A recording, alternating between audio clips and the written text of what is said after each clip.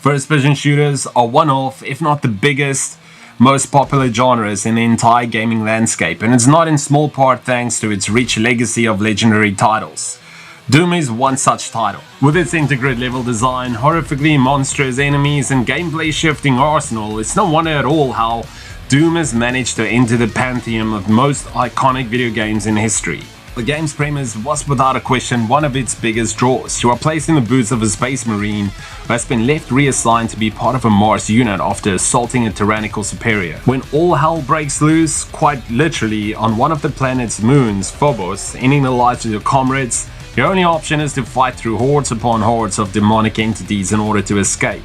Space and Mars were particularly big subject matters in the gaming sphere at the time, turning the mysteriously intriguing Red Planet into a hellish demon-infested inferno seemed perfectly fitting. On top of that, the story encapsulated themes of fighting against all odds and badassery that set a standard for future games of all genres. Beyond its engaging premise, Doom is known for having some of the best level design, with some of its most memorable ones still being recreated in map creators for other games to this day.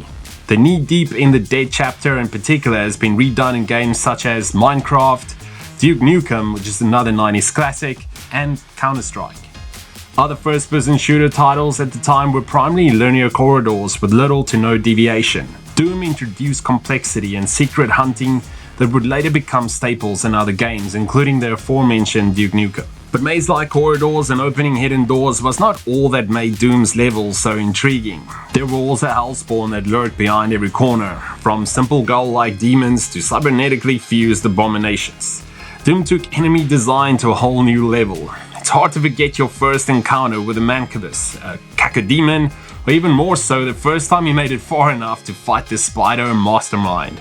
Besides having some of the most iconic designs, enemies could also be dealt with strategically, as certain weapons were better at dealing with specific enemies. Speaking of Doom's collection of tools of demon splattering, these are also some of the most influential in the gaming industry. When asked which gun they remember from Doom, most people would immediately hark back to the BFG. It's also worth noting, however, that Doom was the game that set the trend for shotguns in first-person shooters.